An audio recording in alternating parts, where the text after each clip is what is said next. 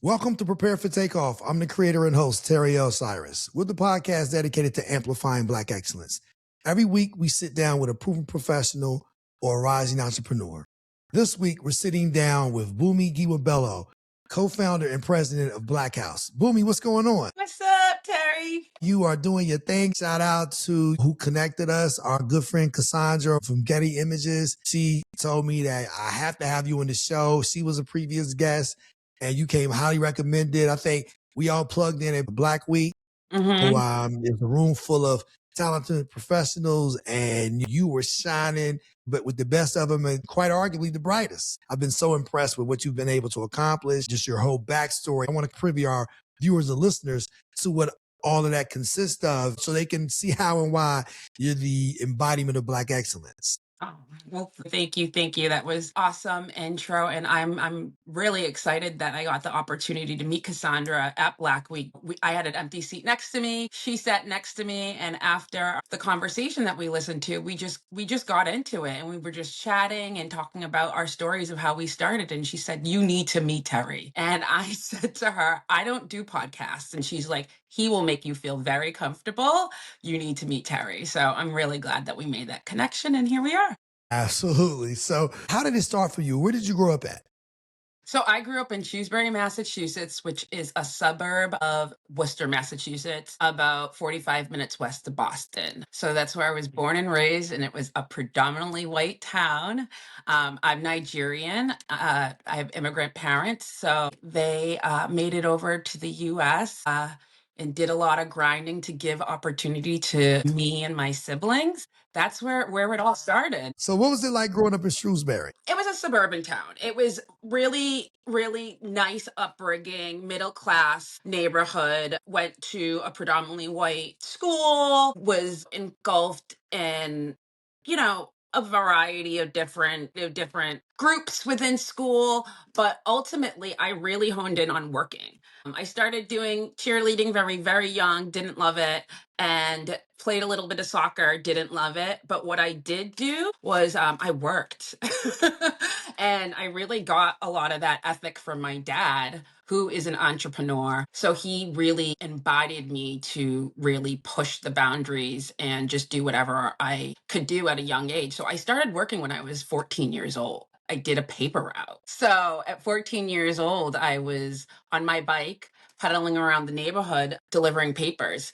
And it was really funny because I had gone to the town library and I saw the little ad on the bulletin board in the library that said paper route and looking for people to do the paper route. And I saw it, I brought it home to my dad and he's like, "Okay, well, what's the time?" And I told him 4 a.m. and he's like, "Oh, looks like I have a paper route too." So he actually followed me around in his car and I was on my bike every single morning delivering the paper. That's awesome. So when it came time to go to college, did you stay in Massachusetts or did you leave the state? A little bit of both. So I went to Westfield State University, which is about 45 minutes west of Worcester. And so I did my undergraduate there, but I also went to Florida International and did a national student exchange program there where I did a lot in the hospitality industry. So I was there for a little bit, but 9/11 happened. So I did not want to stay down south. So I came back up and finished at Westfield. Once you came back to Massachusetts, at what point did you make your way to New York City? I made my way to New York City probably about a year after I graduated from college. I was working at the Olive Garden and I was also working at a group home. All throughout college, I worked at a group home with disadvantaged, misunderstood, delinquent adolescent females, ages 12 to about 17, 18. So I was an advocate there. And I loved it, but I loved it too much. I'm an empath, so it did get to me in terms of how much I could give when I was there. And I really bonded with a lot of the girls, but realized it was something that was more of a passion project, a passion for me rather than a career. But that always stayed a part of who I am as a person in regards to like mentorship and being there for the younger generations. But so after I left that position where I was an advocate, I wanted change and I wanted growth. I wanted diversity and I wanted something different. So I quit my job and moved to New York. So essentially all I had was I had a bartending license, I had God, I drive, and I had my support of my family. So my parents, my brothers, they essentially said, if you're going to do it, you might as well do it now. They all came with me when they moved me in. There was a U-Haul. My two brothers were driving the U-Haul. I was in my car, and my parents were in their minivan full of all of my stuff. And they moved me to Astoria, Queens. And I've been here for 23 years. When you first came here, did you start out bartending? The first Yeah, thing I you did? did. I started out bartending, but the process was not as easy as I thought it was going to be. So I thought like I'm certified, like, I don't look too bad, like I'll be able to get a job. No. That's not what happened. It was a struggle for me. Racially profiled. I went on many, many, many auditions, and I didn't understand that there were niches in the service industry. It didn't dawn on me. It was just, I didn't understand it. I was applying to Irish bars. I was applying to college bars. They weren't checking for me. So then when I realized I had a rude awakening, so there was a point where I was living in New York for about 7 months. I had no job and my savings was almost depleted. I was ready to pack up and go back home. And my roommate at that time, who's a Caucasian woman, who I had asked her if she could get me a job at her job, which was an Irish bar. And she talked to her boss, and her boss was like, no, she doesn't appeal to our clientele. And she felt really bad. She didn't know what to say to me. So one night she came home, she told me, and I was like, oh, damn. Wow, I've been going about this the wrong way. And something snapped at me. So I was like, okay. So I started applying to all urban clubs and I started getting work. And I ended up working at Mars 2112. I'm not sure if you're familiar with that club from back in the day. I worked there for many, many years. And that's kind of where I made my segue into the nightlife industry in New York and then onto events. Mars 2112, that was the spot. And they had events at Mars 2112. I remember seeing Chico DeBarge perform there Yeah. many years ago. You may have been at the show, who knows? It was like a family-friendly spot during the daytime. Then at night, they turned up.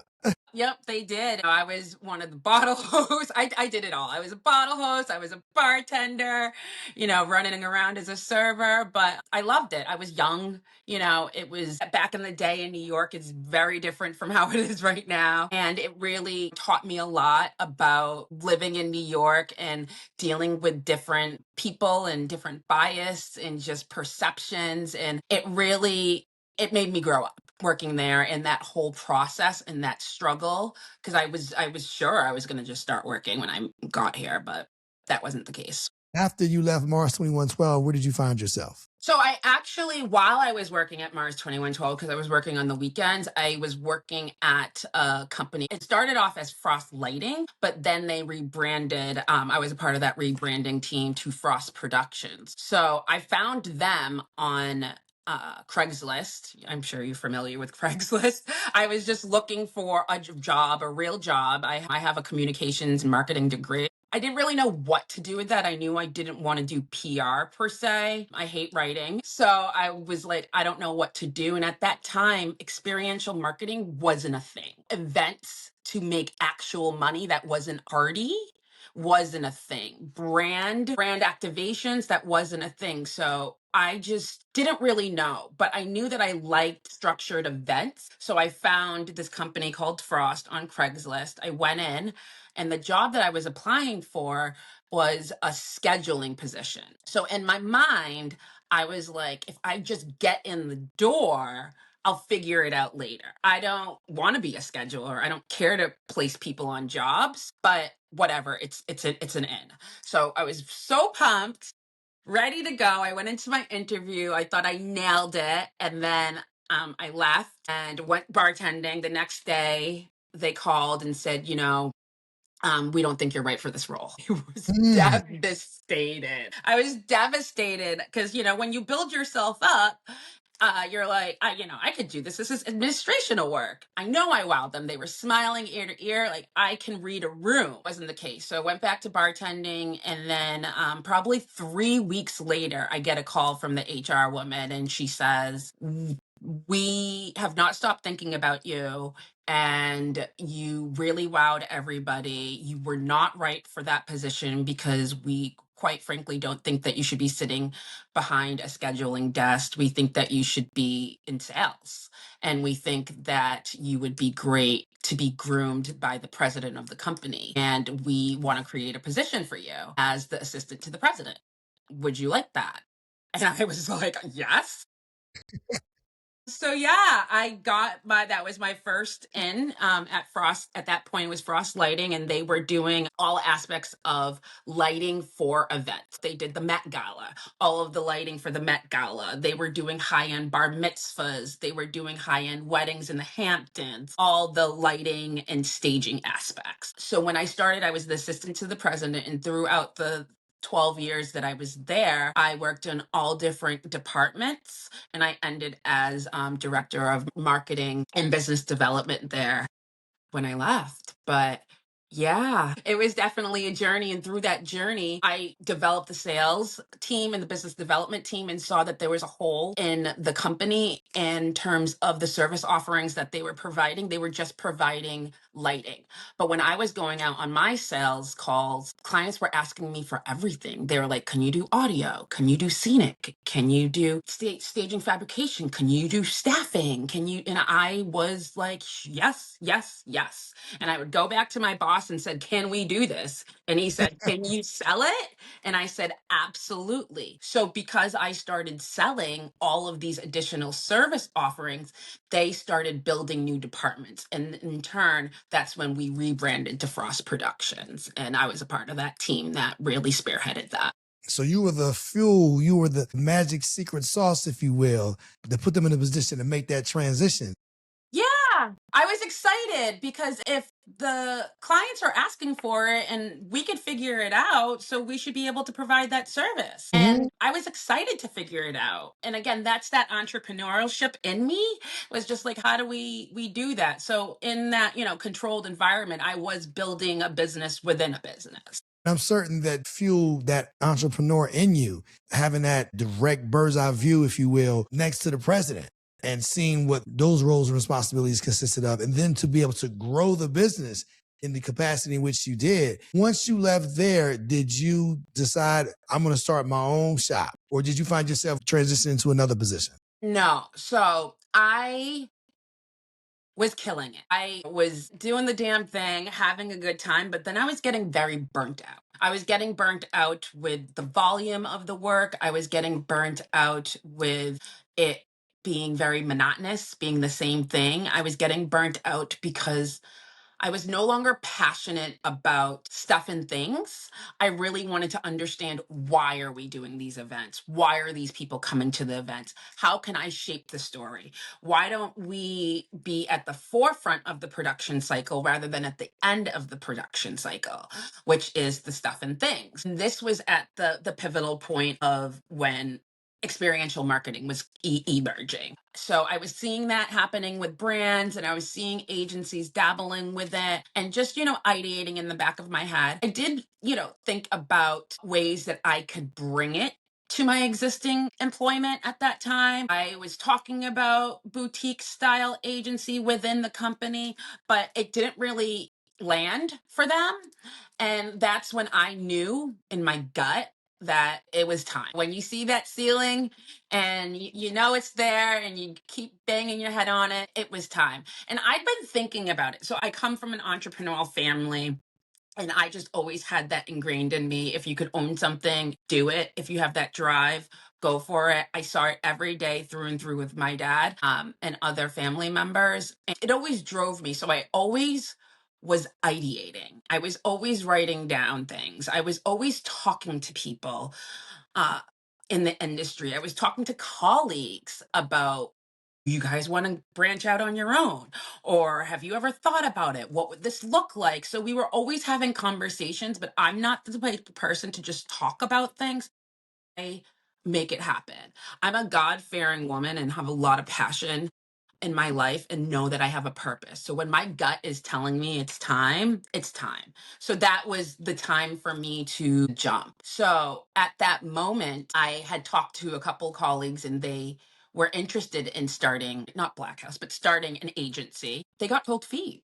They got cold feet. So this was probably about 6, 7, 8 months period of time while I was still at Frost. They got cold feet. So I approached my best friend from college who I'd worked with before. We had done some events when we were in college. We produced MC battles at our college. We were really into 8 Mile and loved that. So produced a huge event. The event was an MC battle to promote a college bar, and we ended up getting sponsors. We got Bacardi, we got radio stations, and we were 21 years old. We didn't know what we were doing, but we knew that we could figure it out. So I knew I could work with her. And Cassandra had been doing business development and working in the venture capital space on the West Coast. So I had been asking her and consulting with her a little bit about like the business process and starting a business a little bit. So she'd been talking to me, and it was aspirational, but in the back of her mind, I knew she was like, what's going on? So at that point of her life, she got a divorce and she came to New York. This story is it gives me chills every time I think about it. The business partner that I had at that time, he told me that he did not want to move forward with the company. I was ready to quit, and he kind of bailed, and I was devastated. So I called Cassandra, and she was in New York visiting, and she said, "What's wrong?" I was in tears because when you're ready to go, you're ready to go. Told her what was going on, that we were going to start this company, and he wasn't available. And she said, "Well, what do you need?" And I told her what I needed. And she said, "I'll move to New York and start it with you." And that was Mm, it. And she moved a month later to New York. And this year we celebrate 10 years. that's awesome. I really believe, similar to what you said, our steps are already preordained. I'm a very spiritual person. I'm rooted in my faith, and I feel as though God put something in our spirit, and the enemy tries to manipulate us with fear and doubt. Mm-hmm. And you knew that there was something on you. You got that calling on you, and you wouldn't let anyone drown what that calling was or mute it to a point where you couldn't hear that calling. Your friend from college, who you already had that previous working relationship with, having produced that MC battle and saying, "I know we can work together." And who Yeah. better to move forward with than somebody I have a previous working relationship with? I already have a bond with this person, because you realize and understand when you venturing into the world of being an entrepreneur, and I'm sure you knew this just from the work that you did at Frost. Yeah. You knew that it's not going to be a straight line. It's not going to be a sprint. It's going to be a marathon. So if I'm going to go on this arduous journey, I want to go on that journey with somebody that I know is going to have my back. So I'm certain that Yep. that had a lot to do with how and why you decided to move forward with her. Absolutely. Absolutely. Family first. We do run it like a family business, which is awesome. It's got its good and its bad. A lot of people say, "How are you business with your best friend?" And what I could say to a person is, we both will fall on a sword, both of us. So when I'm wrong, I have to say I'm wrong. And when she's wrong, she has to say she's wrong. There's no egos. We can't have egos, because if that Mm-hmm. is the case, we can't move forward. Life and business, you're always learning things, and you have to be in a humble space to be able to grow and thrive. So that's how I do it with her. So talk our viewers and listeners through what is that you guys do as an organization. We know the name is BlackHouse, but I want them to fully understand, number one, how did you come up with the name? And then number two, some of the cool things that you guys do. And you've been doing this for 10 years. So to say that you're having success is an understatement. Mm-hmm. Thank you so much. Yeah. So how we came up with the name. So it really it's an abstract. A lot of people don't know this, but it's abstract based on Black being, an empty canvas. So, and when you put Black with the word house, we think about where you come together. So we do events and we come together and we create experiences that are unimaginable, that you can't think of. And we bring those to light. So the word Black House is very abstract, but because we are a woman in Black owned agency, people have other meaning about what it is. And I love it. I love that it's abstract and you can create that idea of what you think it is, but it really is creation of the unknown in a space that people gather at, that it creates community in home. And House is really embodies the soul of our agency. We're a tribe of industry professionals, and we produce corporate, nonprofit, and experiential brand events nationally and globally. We've worked in Costa Rica and Europe, and we work all over the United States. We work with clients like Prime Video. We work with tourist organizations like Visit Orlando, corporations like Unum Insurance, and we'll do everything from a a launch of a product to a nonprofit gala fundraiser to a corporate offsite to a movie premiere. So we really have a wide portfolio, but what makes us different is we really curate our teams based off of the needs of the client and the project. And we also bridge the gap between creative and production. I come from a production background. Cassandra comes from more of a strategic background and creative background. So between the two of us, we like to call me the hardware and Cassandra the software. So Cassandra drives the machine with her skills and talents and her abilities, and me, I'm the hardcore people and production aspect that make the engine go. We really pride ourselves on our community, giving back and aligning with projects that are true to who we are and our values as an organization. Being a boutique agency, we really like to champion boutique and small businesses, specifically minority business and women founded businesses, and support. We also like to make sure that we are giving back to our industry. So, really being able to support the youth that are coming up. It's a great industry and there's so much opportunity, but I do know that a lot of youth don't know this. I didn't know this when I was younger. So, me being able to have that voice in my industry, I love that. I love that. So we'll do everything from ideation of an event or a campaign to creative development, execution, production management, technical direction, show management, show direction, all aspects from A to Z throughout the production cycle my team handles. So you guys do it all. You're a one-stop shop, it sounds to me. We are a service-based agency, so we don't own stuff and things. We work with a variety of partners throughout the different markets that we work in. So we pride ourselves on being nimble. We don't want to buy things. We are the engine that drives the production, and we partner and vet the most top-notch vendors throughout the country and quite frankly, the world.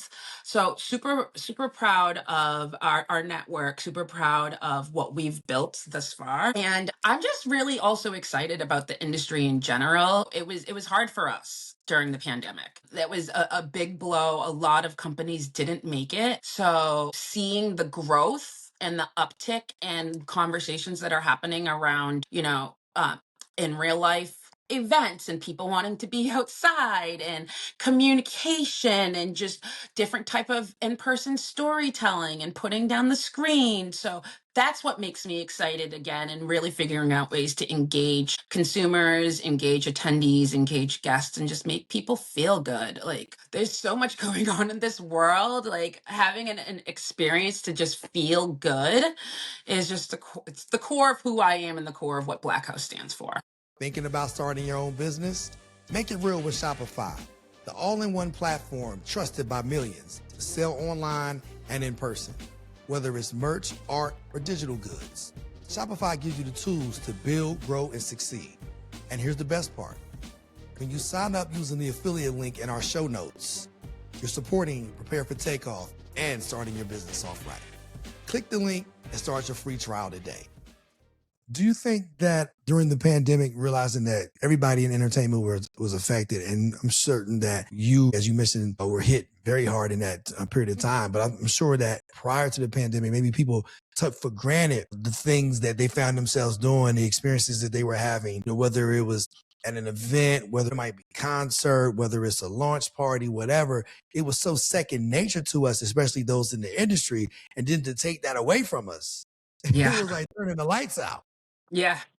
As you mentioned, it's been an uptick after the pandemic. What are some of the things that you've seen as far as some distinction between prior to the pandemic and then after the pandemic, if you've seen any at all? Yeah, no, I've definitely seen uh more guests and people going out, right? There was that time period where people were just scared. I mean, to be real, my industry was killing people. But like that, just getting over that stigma and that cloud was hard. But people, we're human. We're innately programmed and built to interact. When I look at events now and I see people wanting to engage more with each other, not just going to an event to stand around. I feel like a lot of nostalgia is coming back in regards to actually engaging with people, where for a period of time before the pandemic, some of the younger generation would go out and just stand around. It wasn't necessarily like we're going to dance or we're going to actually feel music or be in the moment. Now I do see that some of the younger generations are trying to tap into the nostalgia of our era and what that feeling evokes, because like, let's be real, our era and how we came up was just, it was dope.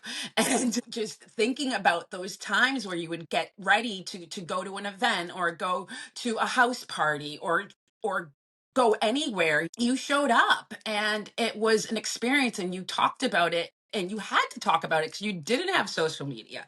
That's how that feeling continued. And that's why you wanted to go to the next house party. You wanted to go to the next concert because you didn't capture it on your phone and you could watch it anytime. It was because you heard that it was amazing.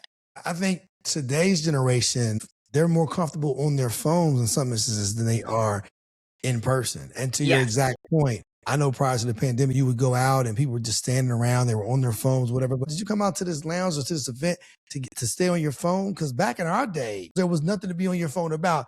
It was like, hey, are you coming to the party or when you picking me up? It wasn't no exactly. apps. It wasn't any of that. It wasn't all those distractions. The distraction was where you was at the event. That's where Exactly. if you were fully engaged in what was taking place. And to your exact point, it was one of those things you had to be there. And if you Absolutely. wasn't there, then you had to hear about what you missed. Exactly. It's the nostalgia. And actually Jill Scott is she is on tour right now, and I just saw that she is saying no cell phones at her concerts. So like right there, it's talent that's really, gonna push the agenda. So like let's be present. Like I don't want everyone to see this show. Jill is saying, she was like, the people that are here, my fans, they're gonna experience it in real time. And yeah, the rest of the public will be able to see it and based off of what I put out there. But she's controlling her narrative. She's controlling that experience. And I think it's phenomenal. And a lot of more entertainment should be doing that so we can be present. We need to be present more. We're living in a world where everyone's got multiple screens. So you're on your computer, you're on your cell phone, you got your TV on behind you. Like, why do we need 3 or 4 screens? Like, it's just it's enough. We need to like bring it back, and I'm really hoping that really authentic events and experiences will do that at the root and the core of what our society needs right now, which is coming together and just enjoying each other and just bringing joy, because it's a hard world right now. So, what are some of the things that you guys are working on that you may not have announced? That by all means, if you want to debut some new information to our viewers and listeners for some things that you're working on, feel free to do so as far as 2026 rollouts or Yeah. anything. Just wanted to give you the opportunity to share with our viewers and listeners some of the things that you guys have planned in the near or distant future. So we do an annual event with Visit Orlando. So we've been doing it 5 years in a row. It is an experiential activation in Bryant Park where the activation is called Winter Does Not Exist in Orlando. So essentially they go to the cold weather states during the winter and pop up and have an experience with like hot chocolate, hot cocoa. You could make your own hot cocoa, ice skating in Bryant Park. They do photos. We have this warm area where you could sit and just enjoy Bryant Park. We have a huge snow globe where the kids could go in and take different photo moments and jump around in the snow globe. We have a coloring area. So there's multiple different activations within our footprint. We also do contests to give away prizes and trips to Orlando. So we start planning that earlier in 2026 for 2027. So 2027 will be our sixth year doing that, which we are so thrilled. And we're actually going to amplify that experience a little bit more for 2027. We also are working on a couple of corporate offsites in Colorado and Atlanta for an insurance company and for a finance company. We're also planning fairly large marketing conference, still in the early stages of that. So we are doing a lot right now. Right now, our portfolio is looking a little bit heavier in the corporate conference space. But when it comes to the experiential marketing and brand space, their runways are usually shorter time frames. So brands will come to us 3 months lead time, just really short periods of time. So we are on our toes and awaiting those type of calls because we know they're going to come. Also working a few FIFA events that can't really speak about right now, but those are still kind of in the works. And then that's it right now of things that I could speak on. Everything is it's looking good for 2026. That's a Actually, lot. I shouldn't even say good. It's looking great for It's looking great. That's 2026. what I was about to say. I was about to say it's looking better than good. It's looking great. Yeah, it's looking great. It's looking great. You are doing phenomenal work. And one of the things that I admire about you is you're always willing to pay it forward and reach back to the generation of tomorrow to make certain that they can have that same success that you've had thus far. And a lot of that comes from mentorship. And I know mentorship is very important to you. And you realize that that's something that I'm sure has helped you and you want to help others in that same capacity. So talk to us about what capacity you're operating in that space. Mentorship, it's the core of who I am. I started years ago as an advocate at a group home that's always stayed with me. A bunch of years back, I was a part of the I Mentor program. Actually, I'm still a part of the I Mentor program, but I did have a specific mentee. Her name is Clarice, who I adore. And I started with her when she was 15 and worked with her all throughout her high school and then helped her through the journey about getting into college. She got into Howard, saw her, and was her mentor all throughout her years at Howard. And then she graduated summa cum laude. So proud. I'm still in touch with her to this day. I go up to DC where she still is, and I'm just there. I'm her sounding board. So we have this really dope relationship. She's a faith-driven woman. And we talk about Sunday church, and I'm there for her, and we bounce things off each other. And since then, I have now just been added to the experiential marketer in color mentorship program, which I'm even more excited about because this is my industry, and my industry is recognizing people of color that are essentially doing the damn thing, and they're here to extend their knowledge, extend their reach to different generations that want to grow and thrive in their profession. Some of the mentees are established. Some of the mentees are just breaking into the industry. So it's pretty phenomenal that they're doing this cohort. And I really truly feel blessed. The woman that I've been matched with, her name is Cher, and we had our first kickoff call a couple days ago. And just listening to her story, she wants to be an event entrepreneur. She's dibbled and dabbled in a couple different avenues. She has a lot of ideas and she's looking for someone that is established, that has built a business, someone that is open to different scenarios, different opportunities, and someone that's also wants to network and build relationships. And when she was saying all that, I was like, that's me, that's me, that's me. Everything was clicking and I was so excited, and I give it up to the event marketer team that put this together and matched us. They were very deliberate in their matching. The process was very, very detailed. I give it up to them because they did a great job matching us.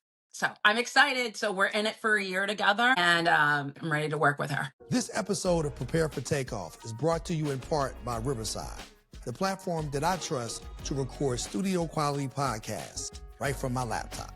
With Riverside, I get crystal clear audio and 4K video. Plus, it's super easy to use. Whether you're a beginner or a pro, Riverside helps your podcast sound amazing. Try it out for yourself. Click the affiliate link in our show notes and start recording like a pro with Riverside. Bunmi, I know that community is very important to you. Talk our viewers and listeners through how and why that's so important and the framework that it serves for you. Absolutely. So, as a Nigerian woman, I was brought up in a very culturally driven community. So, it's ingrained in me. It's who I am, and it's how I live my life. So, I have built my career. I've built who I am based off of relationships. I've based it off of different segments of relationships and community. And I feel it's so important to make sure that once you're in your communities that you show up. So I am in a community with all brilliant, beautiful Black women. I'm in a community with entrepreneurs from every single demographic. I'm in a community with mentors. I'm in a community with event professionals. I also work with homeless foundation. So I'm in a community with people that give back in the homeless community. I also am a faith-driven woman. So I really love to make sure that I stay in tuned with that community and how they're growing and how they're thriving. So whatever community it is, I gravitate towards. It's the core of who I am, and it's just different facets of who I am, and it really shapes where I'm going in my future. And I do feel that it's something that people should always make sure that they identify and keep growing it, and don't feel that you need to get stuck and with the familiar. And just doing things that are outside of the box is very, very important to me, and it's just something that I think that people should keep with them. I agree. I believe that community is very important. Relationships are everything.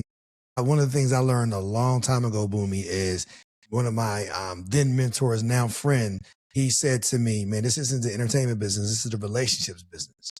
And I just had a conversation with somebody and they said relationships are important and they should not be rooted in transaction. If you're trying to build a relationship when you need something, it's far too late. Absolutely. So I think that a lot of times people from our generation, we understood what it meant to slow cook something, whether that's in a slow cooker, whether that's in a conventional oven. And today, everybody has such a microwave mindset.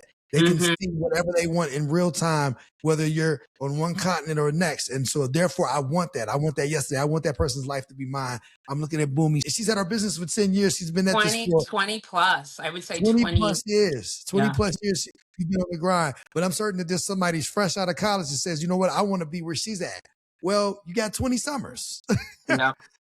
You know, and so it's very important to surround yourself by community because your community will support you. And I'm certain that you've heard this before. It's the African proverb of the importance of going with others. If you want to get somewhere fast, you go alone.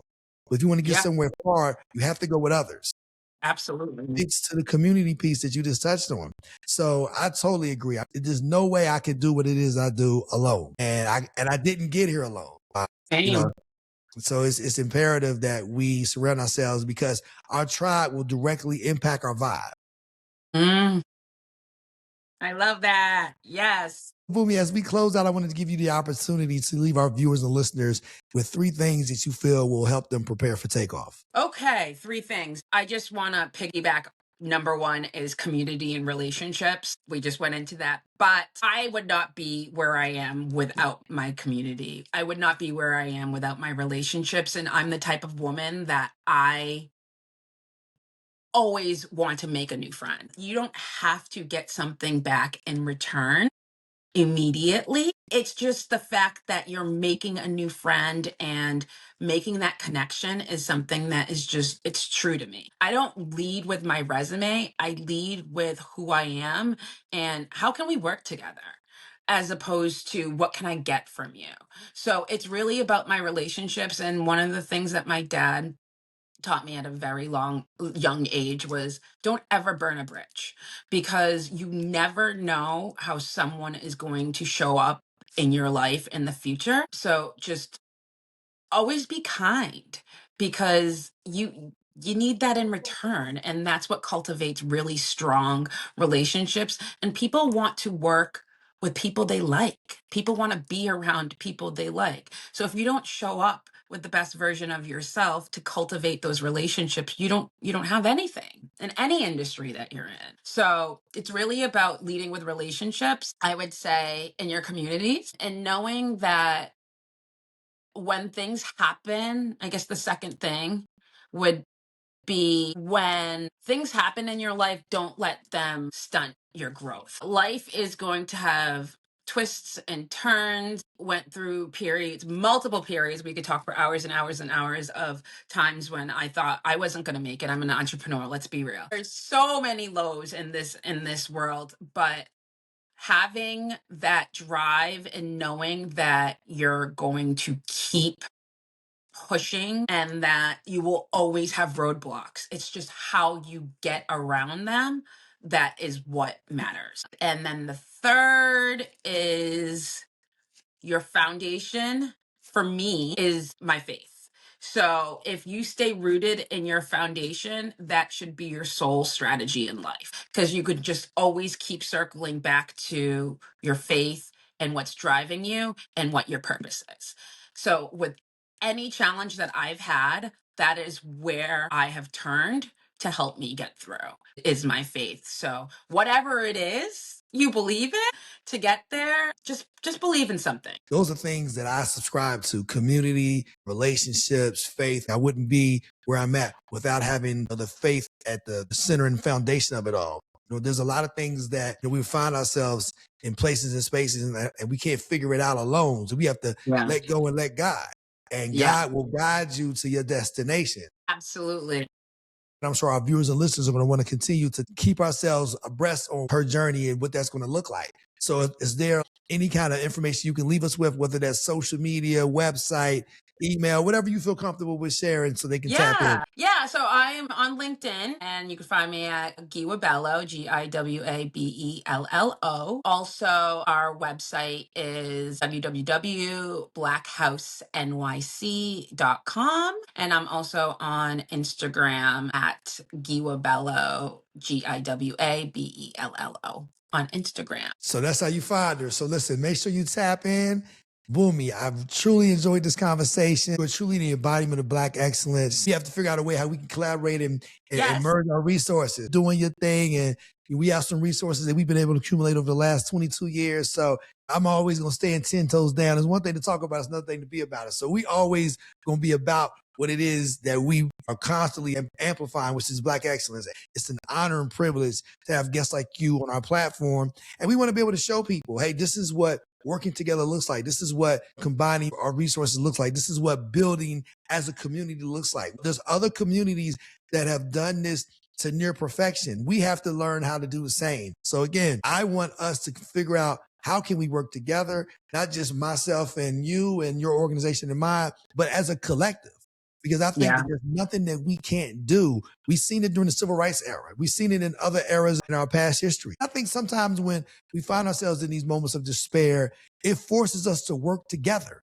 So I welcome the smoke, because that's going to force us to look for oxygen supplies like myself and you. Because if people feel as though that they can continue to go across the street to get that ice that may be a little, in their mind, colder, then they will keep going across the street.